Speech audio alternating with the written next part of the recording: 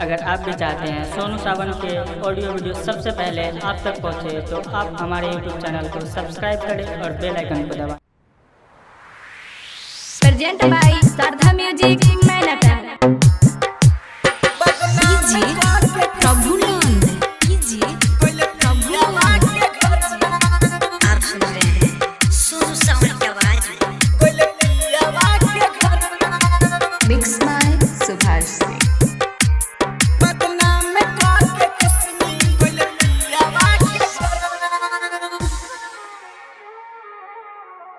बदनाम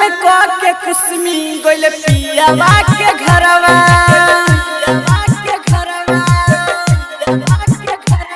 बदनाम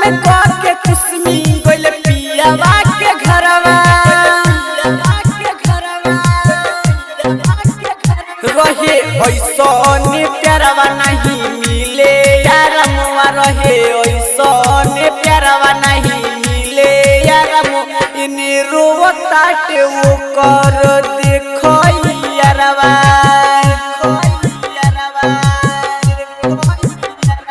बदनाम के किस्मी गोल पियावा के घरवा बदनाम के किस्मी गोल पियावा के घरवा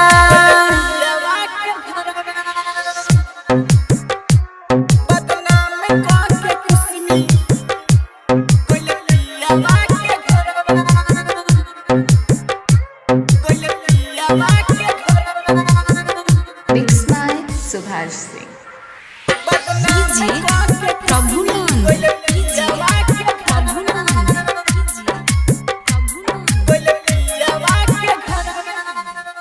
यादो करावे हो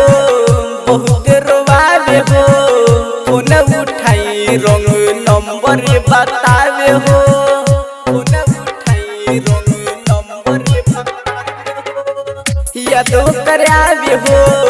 बहुत रोवावे हो फोन उठाई रंग नंबर बतावे हो हरी घड़ी तड़े पावे खाली हमके सतावे हरी घड़ी तड़े पावे खाली हमके सता नहीं मन लख सुनो ये को कहनवा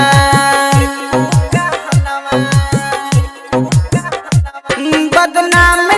के किस्मी गोल पियावा के घरवा बदनाम के किस्मी गोल पियावा के घरवा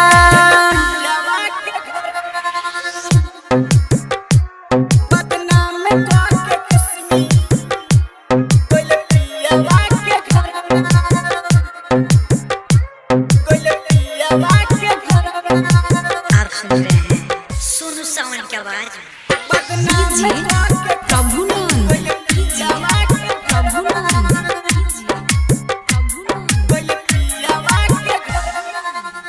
संगे कलक जवन हो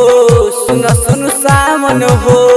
राइटर टुन टुन के कहे हव कवन हो राइटर टुन टुन के कहे हव संगे कलक जवन हो सुन सुन सामन हो राइटर टुन टुन के कहे हव कवन हो कहे धीरज दीवाना छोड़नी सारा जबाना कहे धीरज दीवाना छोड़नी सारा जबान रोई रोई हमर सुनो लागे न कहीं मनवा